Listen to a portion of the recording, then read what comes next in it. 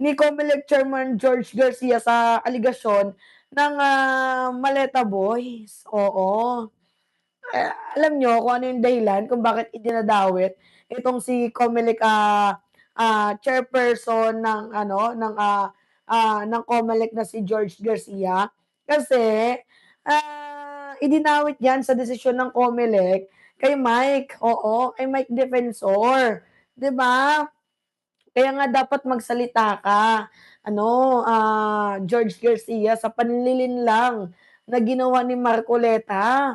O kung inutusan ka man ni Marcoleta, kanta mo na. Total dinadamay ka naman sa maleta-maleta na 'yan, ikanta mo na si Marcoleta sa kanyang sose. Kung ano nga ba yung nalalaman mo, 'di ba? Kahudasan 'tong ginawa ni Marcoleta, oh, pinagtaksilan ka.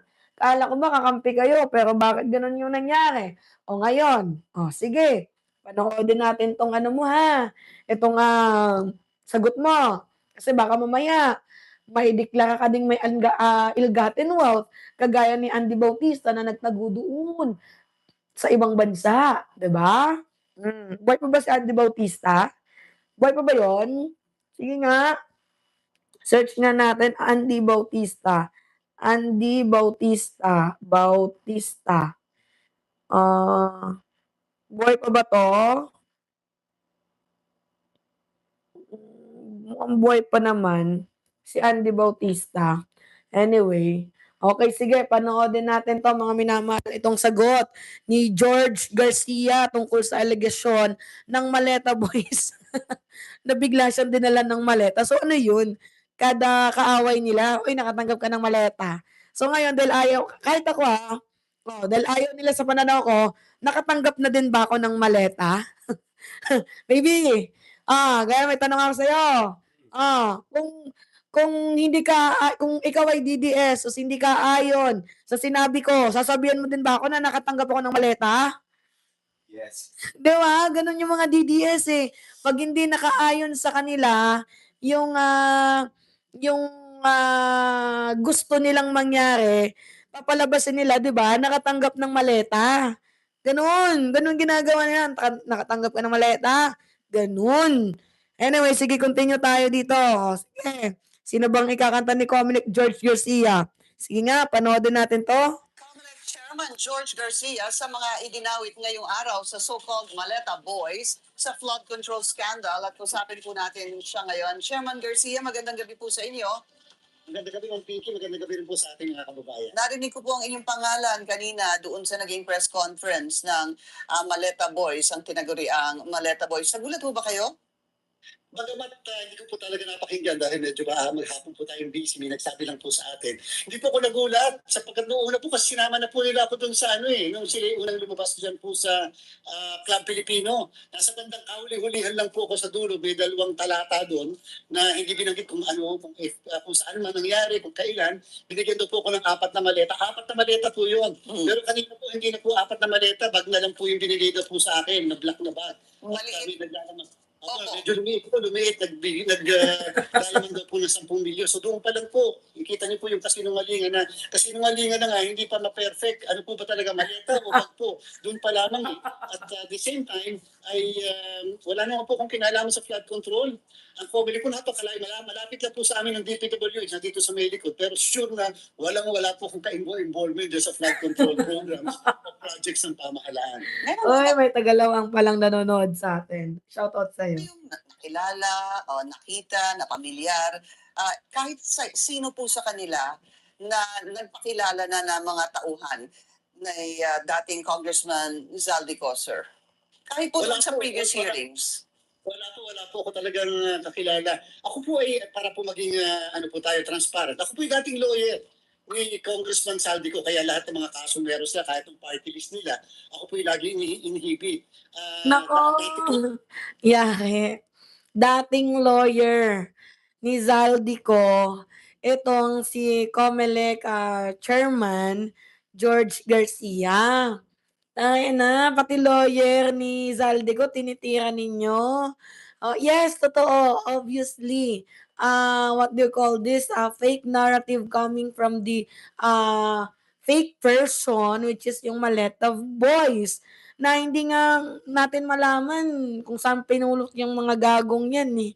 Actually hindi naman sila ano, eh, hindi naman sila Marines, ex-Marines sila, mga dishonorable. Mga Oh. abogado pa kahit yung si Mr. Congressman Bato Cabe pa at yung si Congressman Pigo Garbin. So hindi po ako foreign sa kanila o hindi ko po maitatanggi yun na ako po yung naging close sa kanila. Pero yung ma-involve ka po dyan sa mga, bakit po nila ko dadala kung kliyente ko pala naman dati or whatever. Ano naman po involvement ko. So wala po akong nakikitang kadahi-dahilan. Maliban na lang sa tinitingnan ko po yung mga pangalan na maaaring may mga kaso dito sa amin. Baka po kasi may mga kaso dito sa amin kung bakit bigla na lang ako, sinama na naman. Pero this time, pinaliit nga lang po yung amount. Opo. Oh. Chairman, kung hindi na So ngayon dahil baka yung iba diyan may mga kaso, what if imbestigahan ninyo yung mga taong 'yan, 'di ba? Kung meron baka malay niyo yung iba yung nagtatago pa diyan, ang iba may warrant. So imbestigahan ninyo, 'di ba kumilos kayo ngayon din ASAP. ako nagkakamali, ano po, doon sa napakinggan kong mga portion ng press conference kanina, Oo, hindi kasi tayo naka-ano. parang iniugnay ho kasi kayo doon sa kaso ni Senator Erwin Tulfo. But I'm ready to be corrected, sir. But I know hindi niyo po nabasa, no? Ay, hindi niyo po napanood. Sabi niyo nga, busy kayo. Pero parang may connection po kay Senator Erwin Tulfo doon sa kasong disqualification case laban sa kanya. Parang ako po ay pasensya naman Pinka, pero mukha pong ako ay nag-no part doon eh. Sa kaso yun, hindi po ako nag-participate sa kasong iyon. I-verify ko po yan. Pero maliwanag na maliwanag po, hindi po, nag-dismiss po yung case niya dito sa amin sa COMELEC dahil sa kawalan ng ebidensya nag-akusa sa kawalan ng ebidensya. Pero ako po, tandang-tanda ko po, no part po ang aking pong participation sa kaso na yun. Pero just to say, Sir, sorry. Hindi ho ba na-dismiss yung kaso niya dahil sa documentary evidence? Hindi ho ba? yes po, mukhang ganun po ang naging kadahilanan. May akusasyon tungkol sa issue ng citizenship, pero basta lang po inakusa na hindi na po Filipino citizen at yun po na-dismiss yung kaso. Pero isipin niyo po, Ma'am Pinky, ibig sabihin doon po ako una po, ang issue po natin flood control eh. Tapos bigla na lang po kayo papasok doon sa issue na gano'n. Parang salasa lang. Eto, yung issue dito is between Mike Defensor. Nadawit itong si ano, si Comelec Garcia dahil sa issue ni Mike Defensor. Si Mike Defensor at si Garcia is not in a good terms. Yun yung dahilan, not in a good terms. Alam niyo yan mga minamahal. Dahil sa issue niya sa KTV, yung na-raids siya, 'di ba? May issue. May issue din yung kanyang asawa, 'di ba? So yun yun, kaya naidadawit. Ngayon Marcoleta, ngayon mo ipagtanggol si Comelec George Garcia dahil pinagtanggol ka niya sa sose mo, 'di umano. 'Di ba kaya nga hindi na pinansin, dinismiss yung kaso mo diyan sa Comelec, 'di ba? Dapat it is the time na i-acquit mo si Garcia diyan sa Maleta Boys mo, 'di ba? Kung sabagay ang, direktor naman nito ay si walang iba, si Mike Defensor. So, wala talaga tayong laban diyan, siya yung nag-produce niyan, siya yung may cast diyan, 'di ba? Sila, 'di ba mga minamahal? So, I think, walang laban din si Marcoleta kung anong gustong mangyari ni, ni Mike Defensor. Pero I think nagkakagulo na 'yan diyan sila sa loob, sa kanilang circle.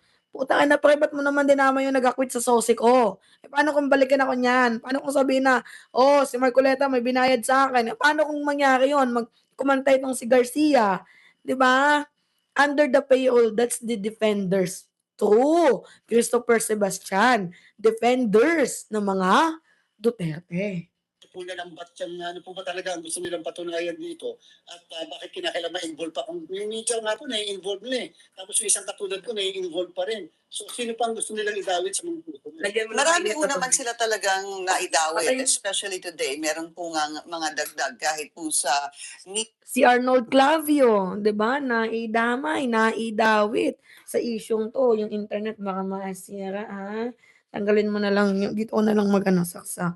'Di ba mga minamahal, ay sa ilalim na lang, oh. media. Pero para sa inyo, personal, Naiisip niyo ho ba kung anong posibleng motibo at bakit kayo naisama dito sa supposedly nabigyan ng milyong-milyong piso? Meron po ako mga espekulasyon, Ma'am Pinky.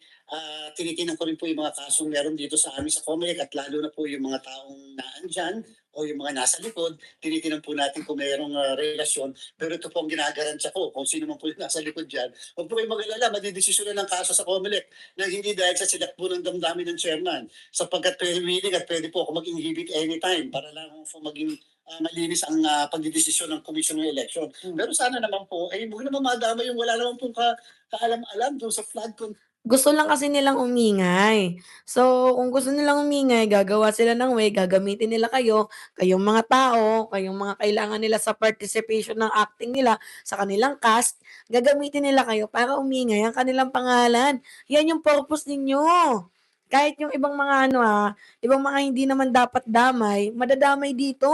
Lalo na pagkaaway nila, bigla nilang titirahin. Ganun kasasama itong ugali ng kampo ni Mike Defensor. 'Di ba? Comelec Chairman George Garcia is not a contractor. Also, kahit itong si Father Flavi. 'Di ba putangina anong kinalaman ng isang pare? Biglang nagkaroon ng ng maleta. Hindi naman alam niyo, nilalayo nila yung issue, flood control. Napunta kay Father Flavi, napunta kay Comelec George Garcia. Putangina, ano naman kung naghatid kayo ng pera dun? 'Di ba ang issue dito flood control, ang may issue si Saldico. Ombudsman Boying has also been targeted by garbage collector. Bukod pa doon, kahit yung presidente. 'Di ba si PBBM damay, 'di ba? Diyos ko, may maniniwala pa kaya dito? All flood control po yung pinag-uusapan. Ano naman po ang malay naman po namin dyan sa mga ganyang bagay at bakit biglang nagbabago yung mga statement depende po ba yan sa kung ano yung pangangailangan para lang patunayan kunyari mukhang totoo ang sinasabi. Kasi at saka gusto ko lang pong alamin din yung buong press conference kanina, under oath na po ba yun? O talagang basta binanggit. O hindi po 'yun under oath, walang under oath do'n kasi lahat po 'yun fake. Hindi po 'yun Blue Ribbon Committee hearings, press conference lang po 'yun at illegal po ang paggamit ng Blue Ribbon Committee hearing kung silang gagamit, 'di ba? Lang. Kasi po yung una, doon po sa mismong Club Pilipino, yung pala hindi pa pala napipirmahan yung affidavit. So ibig sabihin, 18 nakita lahat yung isang pangyayari o isa lang pala sa. At saka puwedeng i-edit ng i-edit nila 'yun at saka the way na sinulat nila yung affidavit isang isang script lang like 'di ba siyempre as a person kunyari, ano tayo dito, ilan tayo nanonood, 300 plus. Meron tayong kanya-kanyang affidavit, kumbaga magkakaso tayo, meron tayong nakitang event, 'di ba, kanya-kanya tayong sulat ng ating mga nakita, kanya-kanya tayong naratibo. Pero ang nangyari sa kanila, lahat ng mga hatiran nila ng pera, iba't ibang places, pare-parehas yung script nila, hindi yun normal. Sa isang, nag-a-affidavit, 'di ba, nagsusulat ng affidavit, Diyos ko. 18 ang nakakita ng pangyayari. So medyo alam niyo po, bilang isang abogado, ngayon ang kredibilidad nila versus my credibility is at stake. Yung sinabi nila versus yung sinabi ko is at stake sa tamang proseso. Yes, Maxip, he can be sued for cyber libel which is ginagawa na po yan ni Trillanes, ni Leila de Lima, ni Erwin Tulfo, na kinasuhan ng cyber libel. Itong mga ano na 'to, itong mga marino na 'to, sabi ni Yoboy, script writing contest ba 'yan? Parang gano'n na nga, tapos pagalingan ng acting. Pagalingan sila ng kung paano nila itatawid yung mga script nila, gano'n gano'n sila katutuso. Gano'n sila kasasama, gano'n yung ugali nila, 'di ba mga minamahal, napaka-greedy. They have a lot of cases. Kaya nga pagdating ng panahon ikakanta din niyan sila ng Maleta Boys. Bakit? Kasi 'pag iniwan na sila sa ere ni Mike Defensor kasi sa totoo lang 100 talaga yung yung mga invited diyan. 100 according kay NBI Director Melvin Matibag. 18 lang talaga yung umattend ta's ngayon meron silang na-recruit 14 ta's may sumunod pa 7. Putang ina ninyo, lalakas ng amats ninyo. Yung 14 hindi pa nga nilalabas, eh. Yung part 2 ng 18 Marines wala pa nga din, eh. 'Di ba? Kasi sabi nila, first batch pa lang daw. Nasaan na yung second batch? June na ngayon. 'Di ba magju-July na, nasaan yung second batch? Ayan, diyan po magkakaalaman kung ang kredibilidad ay tatayo upang itong pag-aakusa ay mapapanigan, lalo na ng isang korte. At ano po yung tamang proseso, Chairman? Either magpapail po ako ng kaso o ako po papailan nila ng kaso. Pero yung pong pagpapail ko ng kaso, alam niyo po, ako po nangalap pa ng mga ibang mga bagay. Nag-imbestiga po ako. Alam ko rin po kung sino yung mga, sa darating na panahon, i-reveal ko yun, yung mga handler na nag-aakusa sa akin. In fact, doon sa 18, isa lang po yung natugunan o na pinpoint na mag-akusa tungkol sa akin. And therefore, gusto ko pang alamin sa mga susunod na pagkakataon gaano pa kalalim ito at sino ba talaga yung mga nasa likod upang pag nag-file po ako ng kaso, kompleto na po, hindi naman po sapat lang na yung 18 lang ang madadamay. Dapat po pati yung mga nasa likod doon ay maisama rin. Tama, yung pinakaugat. Kasi alam niyo, sa totoo lang, sa mundong sindikatong 'to, yung dami lang yung palaging nahuhuli. Alam niyo yon. Ganito, sige, for example, si Mima Alicia, money launderer ako. For example lang, si Mima Alicia is money launderer. Ang gagawin ko, gagamit ako ng dummy. 'Di ba, sino yung mga dummy? May uutusan akong 10 tao. I-ano niyo 'tong pera na 'to, i-wash out niyo 'yan, oo. Gawin niyong malinis. Gagamit lang ako ng dummy.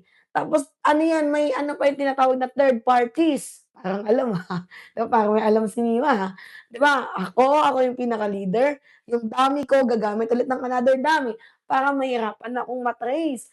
Gano'n 'yun, mga minamahal. 'Di ba, kaya laging nakukulong yung mga dummy. Pero hindi nakukulong yung mismong ugat. 'Di ba, gets ninyo mga minamahal?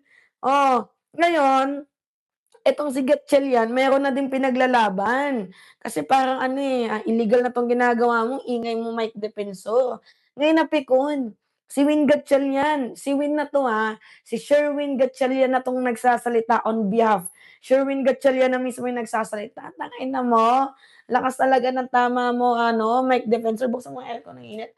Lakas talaga ng tama mo, mic defensor. Gagamitin mo yung Blue Ribbon Committee hearing para diyan sa agenda mo. Low lang. 'Di ba, para diyan sa pekeng agenda mo. Ngayon napikon itong si Sherwin